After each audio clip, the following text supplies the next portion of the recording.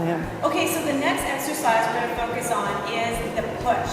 And I'm going to show you how to do just a very simple free weight chest press. Alright? So down on the bench I go. The first thing that I'm going to do is I'm going to really look at the position of my feet in relationship to my low back. So for example, when I lie down, because I'm a little bit shorter, and I also have quite an excessive curve in my lumbar spine, I don't know if you can see my hands there, but that excessive curve should not be there. So for me, I'm going to bring my feet up onto the bench. That way I'll be able to neutralize my spine and not have any issues with my low back. Then I'm going to bring the weights up, make sure the wrists are neutral, and as I come down, I'm going to bring the wrist and elbow lined up at 90 degrees, and I'm going to stop my movement when the humerus is parallel to the ground, and then back up. So that's just a very typical push exercise. Being very aware not to lock the elbows, as many clients do. And when you're spotting this exercise as a trainer, you're going to spot at the wrists. And I like to guide the movement. Give them a light weight to start, just guide the movement, make sure that they have it. You can switch it, semi-pronated grip, and go into a fly. So lengthening the lever, still coming down to that 90-degree angle. You'll notice I have a slight bend in my elbow as well.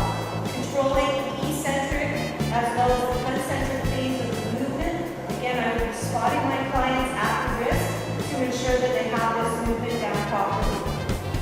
If I wanted to progress this and make it a little bit more challenging, I can do a single arm movement, which focuses my core a little bit more. So as I drop the weight to one side, my body naturally wants to twist that direction. So I do have to engage core muscles to be able to stabilize properly. And I can do that with the fly as well. This one you got to be very careful, make sure that you're spotting.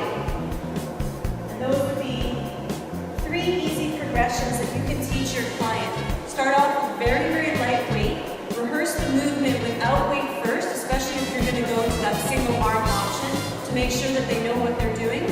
And more importantly, they need to be able to control that movement so they know where to stop when they're descending in order to protect their shoulder joint.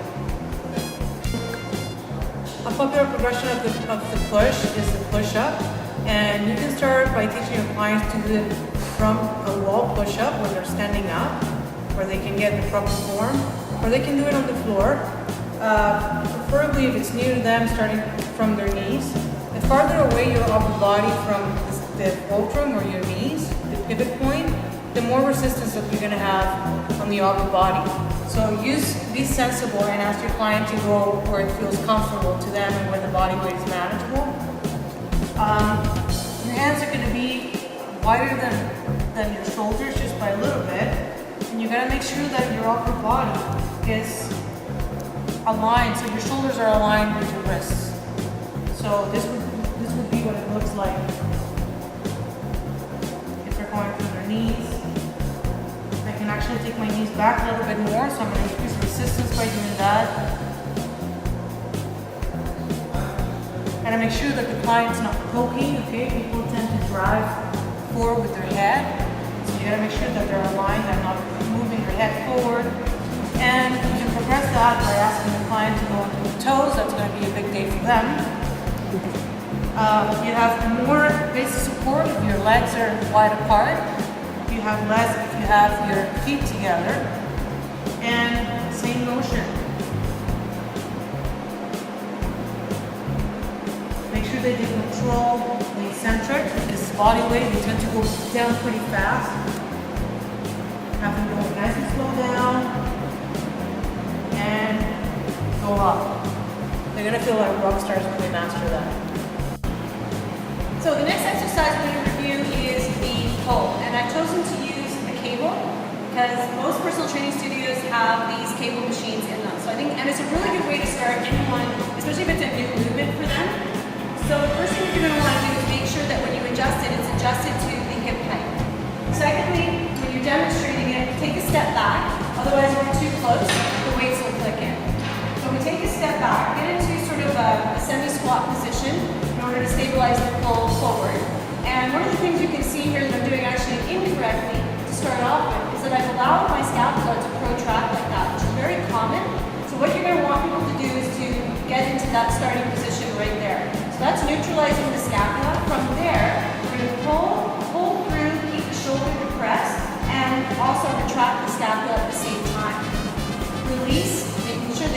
back into that protraction, stay into that neutral position, and pull.